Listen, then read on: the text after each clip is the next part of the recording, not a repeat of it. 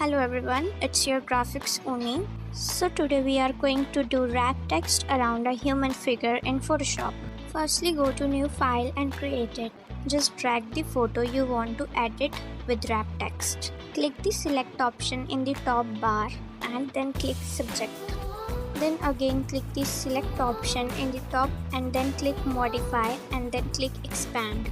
Then write 50 in it and click OK or click enter. Then again click the select option and click on modify and then click on smooth. Then write 50 in it and click enter or click OK. And then take the selection tool, right click on the line and click make work path and put the tolerance on 2 and click OK. Then take the text tool and click on the line and it's done. You can write whatever you want to write and boom, it's done.